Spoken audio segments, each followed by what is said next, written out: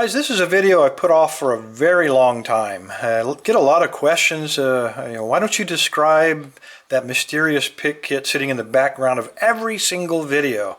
And the reason I didn't ever go into it before is because I'm going to be wrong no matter how this comes out. Everybody has an opinion. Picks are so personal that everybody has a personal favorite, like a favorite pick or a favorite manufacturer. So no matter what I say, there's going to be somebody with a better idea, and I don't deny it is better, because my pick kit changes all the time. I'm always moving new stuff in and moving new stuff out, but I've pretty much settled on this for the last year or so I thought I'd go over it. I get a lot of questions about my pick case, and this is a custom-made pick case made by the wife of a subscriber. I really encouraged her to start producing it commercially, but she didn't do it, unfortunately. These are great little cases. This design lays everything out, keeps it organized, and you know me, I'm anal. I like everything in its place, so this is a perfect layout for me. Every slot, the pick always goes back in that same place. So I'm going to start from the right, and then I'm just going to move to the left. Again, it's that anal personality, guys. All right, first pick. This is from Sparrows.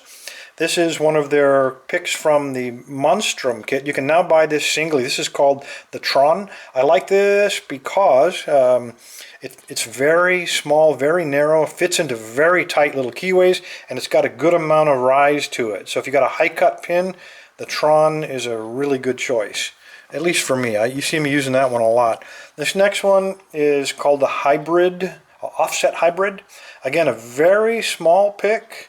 It's not quite as much rise as the Tron, but when you got a tight paracentric keyway, this lets you get in there, and you don't have to be too precise in your placement. So really cool little pick, and I use that one a lot as well. Great on master locks. From this point forward, you're going to see pretty much two picks in every single slot. Let me angle this down just a little bit more. These first two are my standard hooks or short hooks. Nothing special about them. These are both from the Praxis kit. One of them is measured 15 thousandths and the other one is 23 thousandths. My 15 thousandths I put blue on and shrink wrap. And on the things that are 23 or greater, I generally put black shrink wrap. Let's talk about shrink wrap for a minute. There are two kinds of shrink wrap. The black shrink wrap in this case is what's called standard shrink wrap, or 2-to-1. When you, again, this side has already been shrunk down, and you just use a lighter. I use this little butane, propane torch, whatever it is, butane, I think. Anyway, it starts out looking like that. You put it on top of your pick, and then you apply heat, and it shrinks down like that, and it fits very tight. Pretty cool. This is all 1/2-inch shrink wrap, by the way. That's really what you're looking for. The other kind of shrink wrap is a little different. Instead of sitting flat, it comes in tubes that measure generally about 1 foot or 2 long for ease of shipping. It's much thicker, and when you shrink it down, notice how on this normal shrink wrap, it's pretty soft, pretty easy to mash. This guy is really tough, and that's because this is called marine grade shrink wrap. It's a lot thicker material, a lot tougher, and on the inside of there is some kind of adhesive. So once you shrink wrap this down, it's not going to be slipping around on you. Really good stuff. I really like it. When you put it on there, you can see, I believe, if I can get some focus going, that adhesive just oozes out. It's like epoxy. You will never get that off of there. Anyway, there you go. That's the shrink wrap on my short hooks. On my medium hooks, same deal. 2 different colors, 2 different color handles. It's the same pick, same profile. Everything is identical, except of course we got one that's 15 thousandths. I like to start out with the thickest pick possible in a lock, and then if it doesn't fit, then I'll go to the thinner one. The next one from my deep hook, instead of a deep hook, I've taken to using a Deforest Diamond. Same 2 thicknesses. These also are from the Praxis kit from UK Bump Keys. These next 3 are, again, I got these from Sparrows. They were developed by SSDev, a German lockpicking organization. So if you're going to pick any Euro locks or paracentric keyways, sometimes you can fit like this very deep one down the bottom of the keyway and work up that through the cuts for each of the cylinders. Doesn't always work, but when it does, these are the perfect tool. These work great on Euro locks. If you're going to get into those, you might want to consider getting a set of these. Those are all 25 thousandths, and they're also stainless steel. Now we get into the rake department. So a lot of you guys just like to rake, and I do too. So I've got, these are from Sparrows. The first one comes with a Sparrow's handle on it. It's 25 thousandths. It's what they call the triple hook or Bogota. This also is from Sparrows, except I put a blue handle on it, and that's because he started selling 15 thousandths. So it's a perfect match to go into that slot. This next slot only has one pick. Also Sparrows. They only make this in 25 thousandths. This is called the Worm. And then we're going to get into some really cool stuff here. There's actually 4 picks here. These are from an organization called Tool. T-O-O-O-L. If you want to find them, these are on the resources section of the website. Let me grab the other 2 because these come in a set of 4. They call it the Quad and the Quin. In other words, 4 and 5. They're slightly different frequencies. The top one is, this is the Quad, it's sharper. One down below, it's more like the Worm, they're rounded off. These are slightly different frequencies than the Worm, otherwise I probably wouldn't keep them around.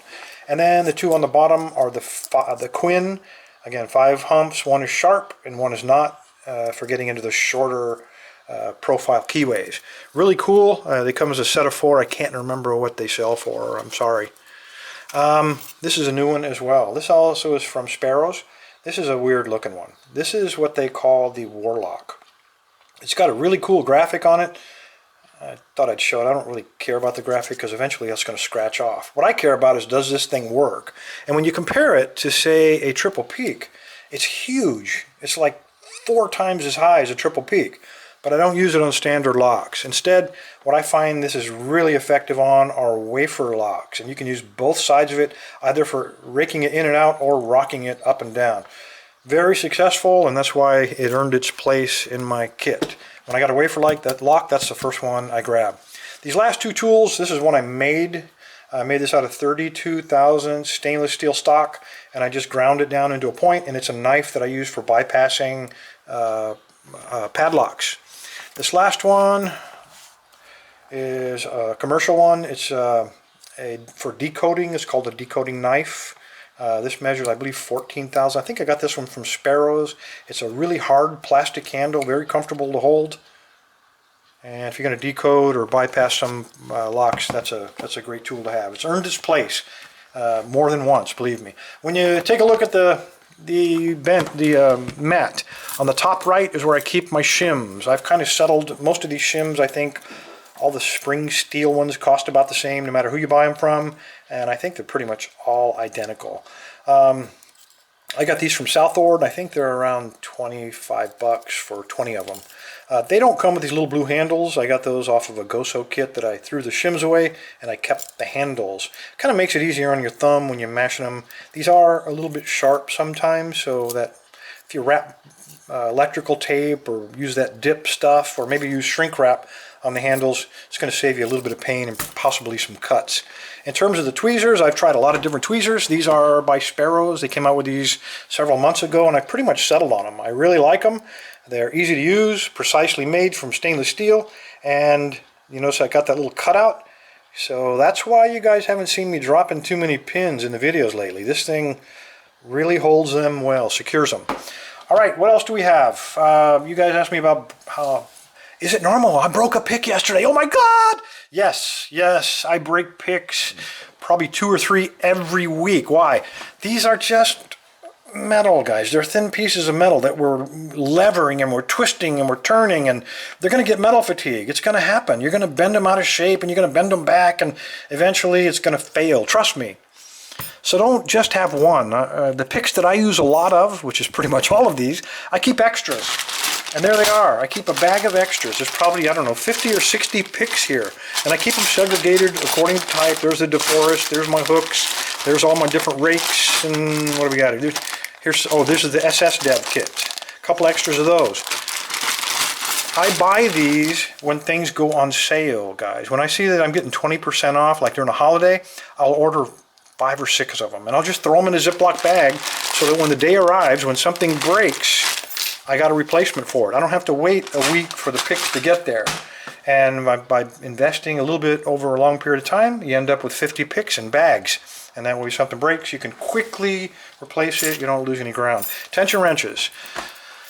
These are the ones you see sitting right here all the time. These are 3 thicknesses for bottom of the keyway. You don't buy these. I think I got these from Sparrows, but don't buy them. They're too easy to make with a pair of pliers. Just get some windshield wiper inserts. There's 3 different widths. Just make sure you got them, and you can make those in like 5 minutes. It's nothing to it. A lot of questions about my vise. All right, let's talk about vices. This is how my vise is laid out. I'm backing up here a little bit.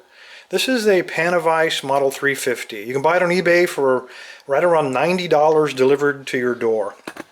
I started using this a couple of years ago because this Model 350, this baby cranks open. It's like 8 inches wide. Any kind of lock can fit into this. On the bottom of it, it's adjustable every conceivable direction. On the bottom of it, I keep my Mad Bob's color-coded wrenches here. On this side, I keep the 40,000 to 50,000 from the Praxis kit. When I get Schlags or Quicksets, those are the ones I grab. If I have a narrow keyway like a Yale and I want to use top of the keyway, I grab these guys. These are the serrated, if I can get the little focus working for me here, these are both the serrated. Very small, very dainty little picks, but they work beautifully in Yales. This is the twisted one. I keep it handy in case I got to pick up hook lock. This is the twisted one of choice. As I rotate this around on the bottom, I got a couple of taps. So if I want to make a lock, I want to thread some chambers, I got the right ones here. It is a 5-40, and that's for normal locks. And then the other one is a 4-36 for master locks or American locks. As I rotate this around, I got my tension wrenches made by Mr. Q in Berlin. Almost all these are made out of titanium, and again, handmade by Mr. Q. They're all slightly different thicknesses and different widths, so when I'm picking a dimple lock, Mr. Q's handmade tools let me find the perfect fit. I don't have to make do, so I can completely control the core using those. I keep a piece of leather on here so I don't mash locks when I clamp it up in the lock, and I keep a couple of nasty looking shims so when I need to take apart one of those evil locks you guys put together, the shims kind of keep it together and stuff doesn't go flying everywhere. I have another vise. This is the Vise Model 301. I started out using, this was the second vise I owned, and I really like it, and I still use this one. The reason I changed is because this only goes about 3 inches wide. Some of the locks are too big to go in it, but it's much cheaper. This one sells for about $60 new on eBay, delivered to your door. I tried Chinese vices, and I recommend you just avoid that pain. Just go with something. Costs a little more, but it's going to last you forever. The Chinese ones always fail in this part of the mechanism right here. Pretty soon it just kind of flops around. Let me undo this one.